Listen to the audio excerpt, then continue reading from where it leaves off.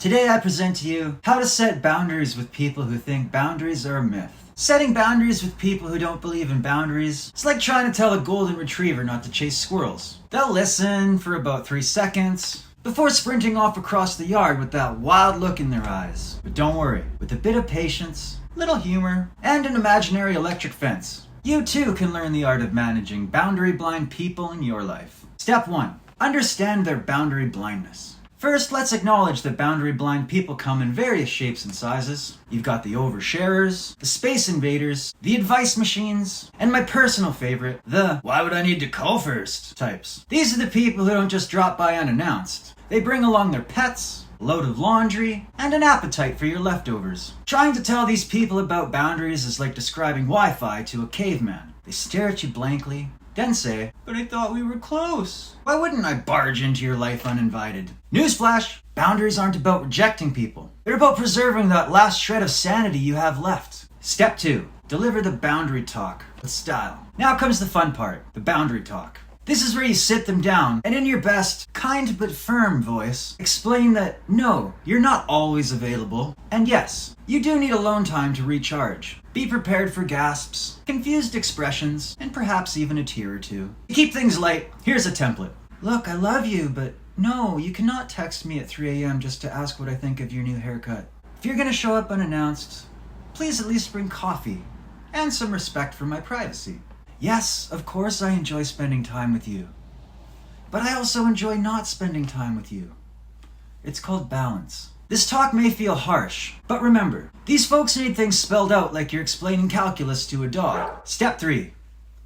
Create a boundary bouncer system. This is where you enlist backup. Think of yourself as a nightclub owner, and your boundaries are the velvet rope. The people in your life? Well, they're the guests who show up without an invite hoping to schmooze their way in. Introduce a boundary bouncer, like your spouse, your roommate, or even your cat. Train them to respond to the usual boundary-busting behavior with a polite but firm, "Sorry, we're at capacity." Bonus points if they can raise an eyebrow and give a skeptical look when someone tries to break in for the 100th time. If you're living solo, fear not. The digital age has blessed us with tech bouncers too. Don't hesitate to block, mute, or even accidentally let those calls go to voicemail. Your peace is worth it. Step 4.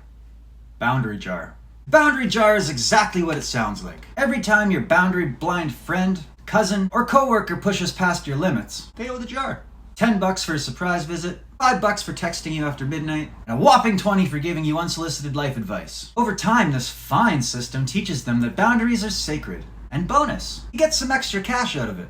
With enough discipline, they might even fund your next vacation. Ideally to a remote island where no one can bother you. Step 5. When all else fails, use creative dodging. Let's be real. Sometimes, no matter how politely you spell out your boundaries, some people simply can't take a hint. So it's time to master the art of creative dodging. Here are a few tried and true methods. The busy bee approach. You're always super busy. Whenever they ask to hang out, be vague. Be mysterious. Mention work stuff. If they press further, sigh deeply and talk about deadlines. They'll back off. The fake phone call. Perfect for when they show up unannounced. Simply pick up your phone and pretend you're in the middle of a crucial call.